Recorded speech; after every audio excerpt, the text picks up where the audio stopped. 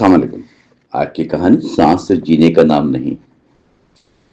रात बहुत खामोश थी मगर दिल के अंदर अजीब शोर बरपा था। खिड़की के बाहर हल्की बारिश हो रही थी। कमरे के अंदर से घड़ी की टिक टिक सुनाई दे रही थी। अलमकान बिस्तर पर खामोश बैठा था। उसकी नजरें दीवार पर लगी पुरानी फ्रेम वाली तस्वीर पर जमी हुई थी। तस्वीर में मुस्कुराता हुआ चेहरा जो अब सिर्फ याद बन चुका था। जिंदगी कभी कभी इंसान से वो चीज छीन लेती है जिसके बगैर जीना मुमकिन नहीं होता। फिर भी इंसान सांस लेता रहता है, शायद उसका नाम जिंदगी है। चंद माह पहले तक सब कुछ मामूल के मुताबिक था। सुबह दफ्तर, शाम घर और रात को छोटी छोटी बातों पर हंसना। अलमरदान को लगता था कि खुशियां हमेशा इसी तरह से रहेंगी, मगर वक्त हमेशा एक जैसा नहीं रहता। एक सुबह जब जल्दी जल्दी तैयार हो रहा था तब उसे मालूम हुआ कि उसकी वालदा अचानक बीमार हो गई। वो फौरन अस्पताल पहुंचा। सफेद दीवारें, उदास राहदारी, खामोश चेहरे उसे खौफजदा करने लगे। डॉक्टर ने धीमी आवाज में कहा, हालत नाजुक है। ये दो लफ्ज सुनकर अलमरदान नीचे कदम जैसे जमीन में धंस गए हूँ। वो पूरी रात अस्पताल के बाहर बैठा रहा। हर गुजरते लम्हे उसके साथ उसकी बेचैनी बढ़ती रही। वो बार बार दुआ मांगता फिर खामोश हो जाता। सुबह होने से पहले उसकी दुनिया बदल गई। उस दिन के बाद घर वही रहा मगर घर जैसे महसूस ना हुआ। दीवारें खामोश थी, बर्तनों की आवाज बेजान लगती थी। वो खाने की खुशबू पहले जैसे अपनायत बाकी ना रही। अलमरदान अक्सर रात को जागता रहता। उसे महसूस होता जैसे हर चीज से सवाल कर रही है। एक दिन उसने अलमारी खोली, अंदर माँ का दुपट्टा रखा और उसने आहिस्ता से उसे हाथ लगाया। अचानक उसकी आंखों से आंसू बहने लगे। कुछ हिस्से इंसान के सांसों में बच जाते हैं, जब वो साथ ना हो तब भी उसकी कमी महसूस होती है। दिन गुजरते गए, दफ्तर जाना से मजबूरी लगता था। वहां लोग हंसते बातें करते मगर अलवकान वो सब कुछ धुंधला महसूस होता। एक शाम दफ्तर से वापस घर आया। रास्ते में एक छोटी बच्ची नजर आई।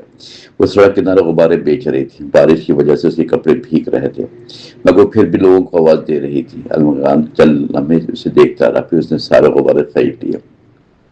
बच्ची हैरत से उसे देखने लगी। इतने सारे गुब्बारे क्यों लिए? अलमकान हल्की मुस्कुराहट के साथ कहा, शायद किसी को खुशी चाहिए। बच्ची हंस पड़ी। इस मासूम हंसी में अजीब सुकून था। उस दिन अलमकान ने पहली बार महसूस किया कि दर्द मुकम्मल तौर पर खत्म नहीं होता मगर इंसान उसके साथ जीना सीख जाता है।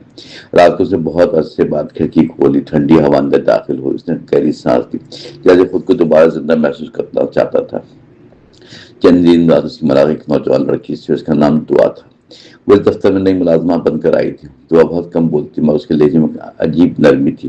वो उससे इज्जत से बात करती। वो हमेशा दूसरों की मदद करने की कोशिश करती। एक दिन चाय के वक्त में उसने अलमकान से पूछा, आप हमेशा इतने खामोश क्यों रहते हैं? अलमकान चंद लम्हे खामोश रहा, फिर धीमी आवाज में बोला, कुछ आवाजें अंदर ही रह जाती हैं।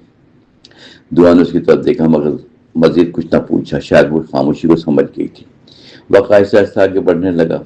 दुआ अक्सर अलमकान के लिए चाय ले आती थी। किसी बात पर हल्की से मुस्कुराहट दे देती थी। कभी कभी छोटी छोटी मेहरबानियां भी इंसान के टूटे हिस्से को जोड़ देती है।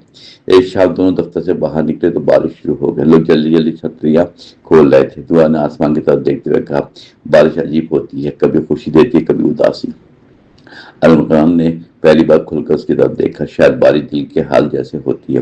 दुआ मुस्कुराती। इस मुख्तसर लम्हे में अलमकान को महसूस हुआ उसके अंदर जैसे जमे हुए गम में कहीं हल्की सी दरार पड़ी है। मगर जिंदगी हमेशा आसान रास्ता नहीं देती। एक दिन दुआ अचानक दफ्तर न आई, फिर अगले दिन भी नहीं आई। अलमकान बेचैन हो गया। चंद दिन बाद से मालूम हुआ के वालिद शरीफ बीमार हैं और वह अस्पताल में उनके साथ है। यह खबर सुनते अलमकान के दिल में पुराना खौफ जाग उठा। उसे अस्पताल की राहदारी याद आ गई जहाँ उस तक की जिंदगी का सबसे बड़ा दुख देखा था। वो शाम को दुआ से मिलने अस्पताल पहुंचे। दुआ कुर्सी पर बैठी थी और उसकी आंखों में नींद और परेशान दोनों थी। अलमकान खामोशी के साथ बैठा गया। कुछ देर तक दोनों ने कुछ न कहा। फिर दुआ धीमी आवाज में बोली, कभी कभी इंसान बहुत थक जाता है। अलमकान ने आहिस्ता से जवाब दिया मगर सांस फिर भी चलती रहती थी। ये सच सुनते दुआ की आंखों में आंसू आ गए। उस रात अलमकान ने पहली बार किसी और के दर्द को अपने दर्द से ज्यादा महसूस किया। अगले कई दिन वो दुआ के साथ अस्पताल जाता रहा। कभी दवाएं लाता, कभी खाना। दुआ अक्सर खैरत से देखती, आप इतना ख्याल क्यों करते हैं? अलमकान से मुस्कुरा देता, शायद क्योंकि मैं जानता हूँ तन्हाई कितनी तकलीफ देती है। दुआ के वालिद की तबीयत बेहतर होने लगी। आहिस्ता आहिस्ता उम्मीद वापस आने लगी। एक दिन दुआ ने अलमकान का शुक्रिया अदा किया।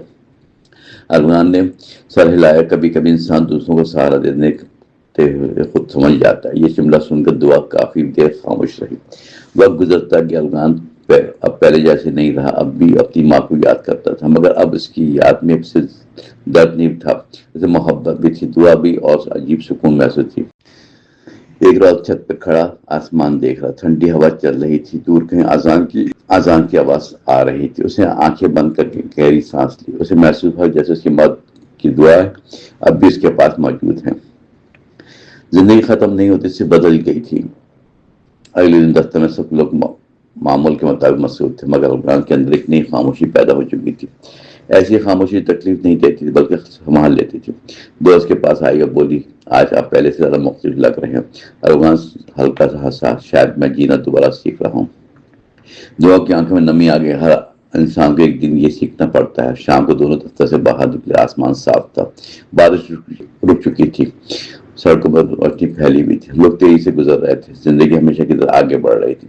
ارغوان نے محسوس کیا دکھ انسان کو کمزور ضرور کرتا ہے، مگر اگر دل زندہ رہے تو وہی دکھ انسان کو گہرا بھی بنا دیتا ہے.